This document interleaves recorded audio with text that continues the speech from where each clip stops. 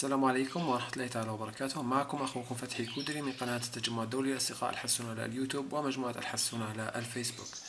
بداية أصدقائي، وقبل أن ندخل في هذا الموضوع، أود أن أذكركم بالموضوع السابق والذي يخص أسرار إنتاج حسون في الأقفاص أو بعض الأخطاء التي يرتكبها المربي خلال محاولته إنتاج الحسون داخل الأقفاص. وهذا الموضوع مهم جدا وهام، خاصة وأننا في فترة الإنتاج. أما موضوعنا اليوم أصدقائي فسوف يكون عن البروكلي وفوائده العديدة والمختلفة للطيور، خاصة وأننا الآن في موسم الإنتاج والفراخ. ولهذا أصدقائي دعونا اليوم نتحدث عن البروكلي ومدى أهميته في هذا الموسم وكل مواسم السنة.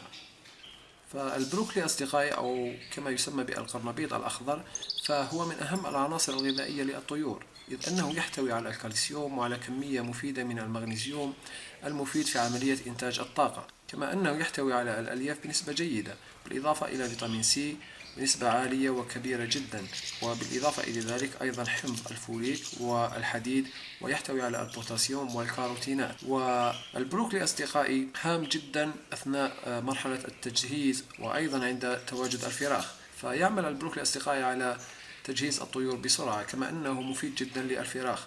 ومن بين أهم الفوائد الخاصة بالبروكلي، فالبروكلي يعتبر من المصادر المهمة في جدول التغذية، وتقديم البروكلي للطيور يساعد على رفع مناعتها، وهذا لأن البروكلي يحتوي على السيتوكاينز، وهذا الأمر يؤدي إلى تنشيط مناعة الطائر، كما أنه تبين بأن تناول هذا الأخير يضاعف عدد خلايا الدم البيضاء، وهذا الأمر يساعد الطيور على مكافحة الالتهابات والقضاء على الجراثيم بسرعة.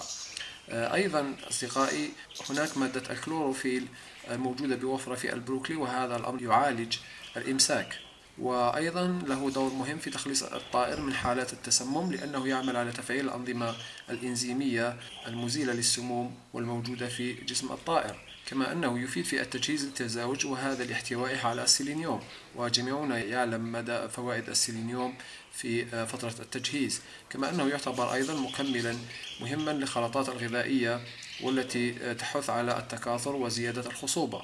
أيضا إخواني الكرام، البروكلي غني جدا بفيتامين سي، وهذا الأمر يعمل على رفع مناعة الطيور خاصة في فصل الشتاء، وأيضا هذا الأمر يعمل على وقاية الطيور من الأمراض.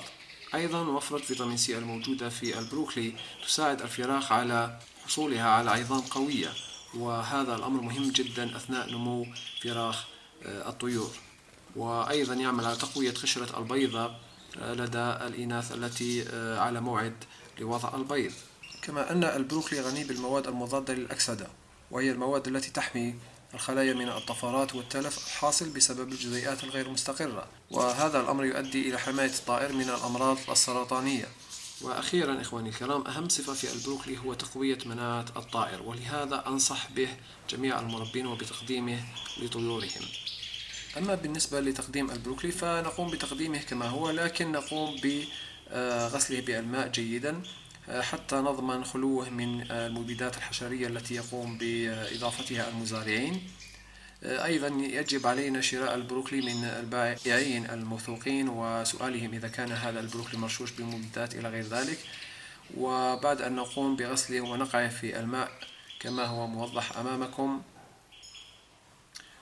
نقوم بتقديمه لطيورنا، والطيور سوف تقبل عليه بشراهة، ونقوم بتقديمه مرة إلى مرتان في الأسبوع لا غير، بحيث أن تقديم البروكلي أكثر من مرتين في الأسبوع سوف يدخل الطائر في إسهال، وهذا لغناه بالألياف، ولهذا يجب علينا تقديم البروكلي مرة إلى مرتين في الأسبوع.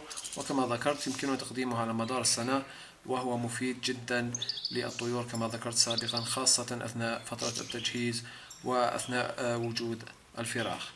كان هذا موضوعنا أصدقائي لهذا اليوم.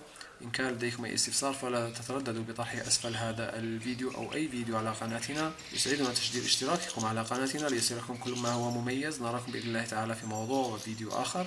السلام عليكم ورحمة الله تعالى وبركاته.